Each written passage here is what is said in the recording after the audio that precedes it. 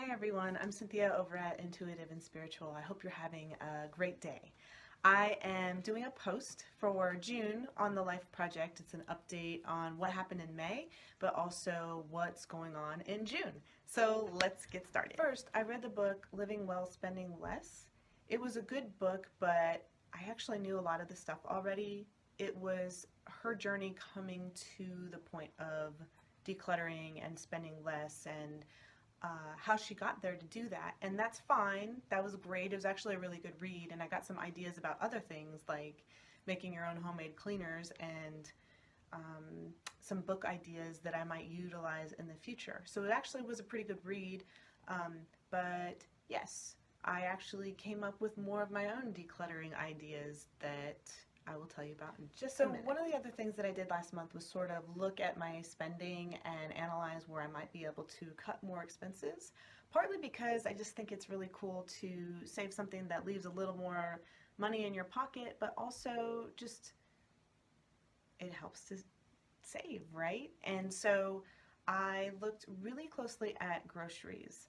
It's just the two of us, and we spend enough that it rivals our mortgage payment every month. And so I'm like, okay, how can we fix that?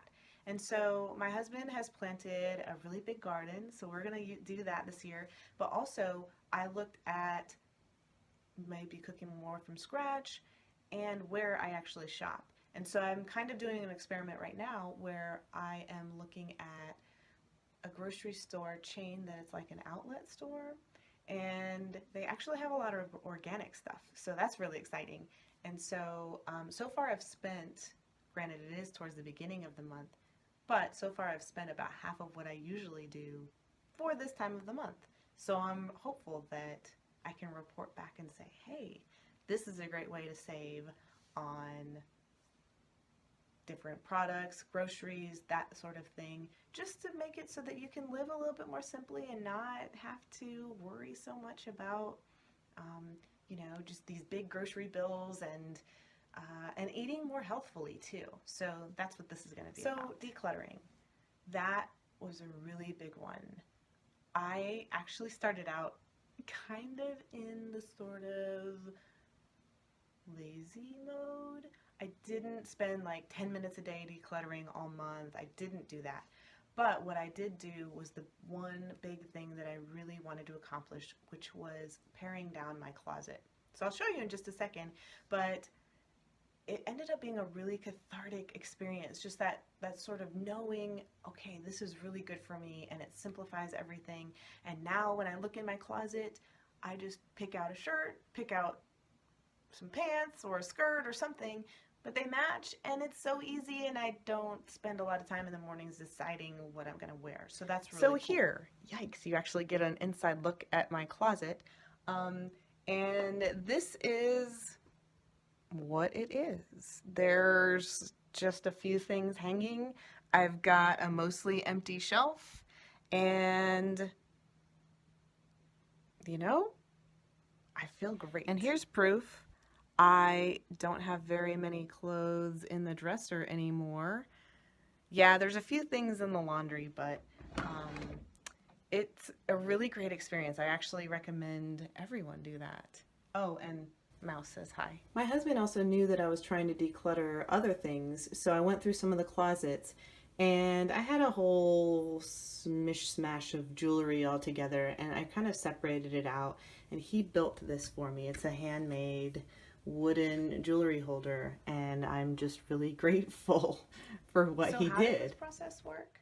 Well, for the first 2 weeks of May, everything that I wore, I just put into a laundry basket. And yes, that became laundry too, but basically everything I wore, I just kept it in a basket for 2 weeks just to see kind of what I usually would wear. It was transitioning from colder weather to warmer weather, warmer spring weather, and so basically everything that I like to wear went in there, and it kind of spanned the seasons too, because it was getting kind of warmer and kind of colder at times. And so at the end of the 2 weeks, I had a good idea of what I really always wore. Then when I really started working on it, I went through my closet and just took out everything that I hadn't worn in a year. because actually that was most stuff, believe it or not. I didn't realize that even for 6 months, they tell you don't take stuff out of your closet that you haven't worn for 6 months, but actually a lot of the stuff had been a year for me. And then I went through the dresser drawers and did the same thing. Now I still had probably about 65 pieces of clothing left. And so then what I did was I went through everything that had tears, any kind of stains. I'm embarrassed to say that I actually had more stuff than I care to admit with those qualities. But then everything else I went through, and if it didn't make me feel good, if I just didn't look really good in it, then I didn't keep it. And I had a shirt that I used to wear all the time that had this big broad stripe across, and it really kind of made that stripe look very large around my waist, and I was like, I don't think that I want to do that. I also went through pajamas. I went through the sock drawer. I went through other closets. I went through my favorite scarves and kept the ones, like the purpley ones, that I really love to wear. And then I set aside a few extra clothes for things that I paint in, if you get paint all over. And I set aside sporty stuff because I walk all the time, and so that was something that I just thought, you know what, I'll just keep those on the side and not count those. And so by the time everything was done, I had about 31 items of clothing. The goal was 33 because that's a really good number, but yeah, so I ended up with 31. But that could be a little interpretive. Like I didn't count robes, and I didn't count my ski jacket, and I didn't count my sporty stuff, and I didn't count the specialty stuff. But good enough, right? But as I said before, the coolest thing that came from all this is just there was this wonderful sense of detachment, this wonderful sense of cleansing and renewal, and everything that I pull out of my closet now pretty much matches. Because when I was left with all 31 items and everything that I like to wear, believe it or not, it pretty much all matched. And so I was like, this is great. Everyone should do this. Aside from the decluttering, that was the really big thing. I kept up with the other stuff that's the critical and foundational part of this project. So each day I did meditate. Each day I did journal. Each day I did continue to say my mantras and my affirmations. And I'll wait till the end of this video, but let me just say, everyone's got to do this. Everyone. It's really a really cool process. Part of this project is to also work on publishing either the coloring book or memoirs or journals or things like that. So for the month of May, I finished The Tree of Life, which I'm really happy about.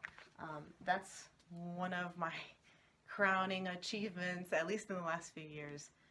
I'd always wanted to do something like that, figure out a way to fuse my art and spirituality and creativity and even my writing into one spot, and that was the result. So I'm really excited about that. So for the month of June, what I was going to do was prepare for a marathon walk, read the 4-Hour Work Week, look into new vegetarian recipes, detox by drinking a gallon of water a day, start training for the marathon, and a couple other things. Well, so for the first thing was the 4-Hour Work Week, which I decided not to read. After talking with my friend over at Dreamwalker's Sanctuary, that would be Sue Dreamwalker, she recommended a book called Conversations with God, and I got this copy over at my library. Apparently the library really likes that book. They have like all of them. I guess there's about 9 in this series. So I've started reading it, and it touches on a guy who was really struggling, writes out this angry letter to God, and then these answers sort of come, and he writes what he hears. It's really interesting.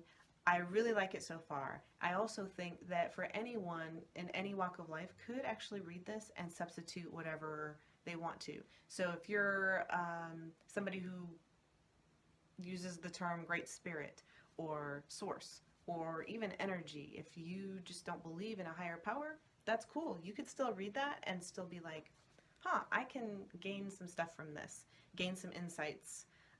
So yeah, I'm really liking that. The next piece is drinking a gallon of water a day. It has replaced my beloved tea, which, tea doesn't have that much caffeine in it, so really not noticing it that much. And it's also replaced my cup of wine at dinner. I love a glass of wine with dinner. It's just, I don't know, it makes me feel very français. But I do appreciate that. So I'm drinking this instead. It helps me not to miss anything because I'm drinking so much water. As a result of doing that, I kind of thought, oh my gosh, I'm going to end up in the bathroom all the time. Walking 10,000 steps a day or getting other kinds of exercise that is the equivalent, let me tell you, that actually doesn't happen to me that much. Everyone I talk to is like, oh my gosh, I would be in the bathroom peeing every 5 minutes. But that's not happening to me, actually. Went on a long hike today, and yeah, I'm working on my second 48-ounce bottle here. And 2 of these equals 96 ounces, and then another 32 ounces makes 128 ounces for 1 gallon. Yeah, I had to learn the math on that. I'm not that good. So the walking piece. I continue to walk 10,000 steps every single day. I walked I think it was 136 miles total last month. So it's not that I can't do a marathon, but here's what's happening with possibly doing the walking marathon. I will still do it. I'm not going to necessarily do it as part of this project, because what I was finding was that working on this project takes up a good amount of time, which is fine, which is great. But then I was finding that I was going to have to plan an entire marathon. And if it gained traction, which I would hope it would, but if it had gained traction, then I would have been organizing a marathon, pulling permits, possibly contacting the fire department, the police department, figuring out routes and all kinds of stuff. And I was like, that's a whole other full-time job. Oh, and by the way, my little kitty is saying hi. He wants to be on the camera. Everyone, meet Ralphie. He is 8 years old, and he was a rescue, and I have a couple other animals sitting here with me as I'm recording. So if you hear something, you know what it is. But back to talking about walking. So apparently planning marathons can be a full-time job. And so I was like, this blogging thing and the day job right now are kind of like taking up my time, which is fine because I love this stuff. And I am like,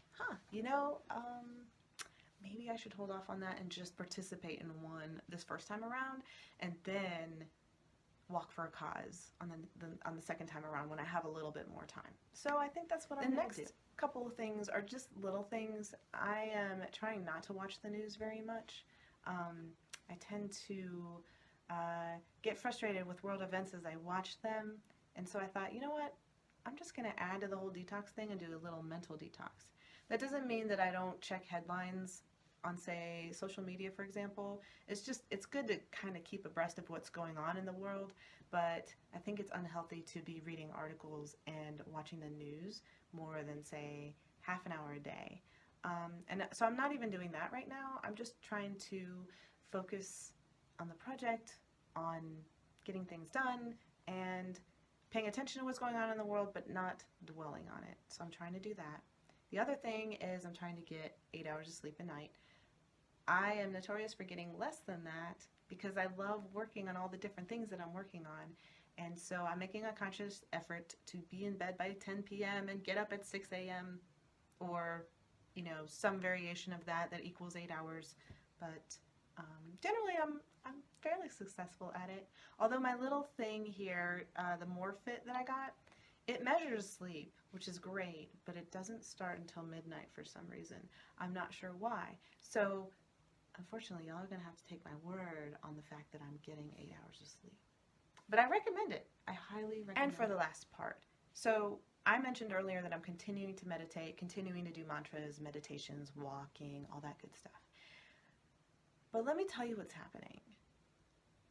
The day-to-day activities of life all seem to take on a more mindful air, or at least I'm more mindful as I approach my day-to-day activities. The other thing that's happening are clothes are starting to fit more loosely, which is kind of a cool problem, and no matter what happens out there in the world, somehow I know it's going to be all right. There are not so fun things that are happening. There are always not so fun things happening. But there's also so much good in the world, and it's easier to see that when you spend more time mindfully meditating. And it's easier to see and appreciate the love and the gift of life and the gift of wonderful animals in your life and the water and clean running water that I don't have to fetch a well or go fetch from a well somewhere. And I'm safe in my shelter. And there are people around the world that do not have this, and I'm so grateful and I'm so appreciative. And being mindful and meditating helps with all of that. It helps you to understand that everything is connected, and it's all intention as well. And so living this intentional project and putting it together with action, it's just creating mind-boggling awesomeness in my life, and I want to share it with everybody. And I want everyone to do their own meditation and intention project, because oh my gosh, I just can't talk about the virtues of it enough and how life-changing it is. And so yeah, that's it for now. If you have any questions, just let me know. If you have any wonderful comments, leave them down below. Otherwise, head over to intuitiveandspiritual.com if you want to see more of what I do. All right, have a wonderful day.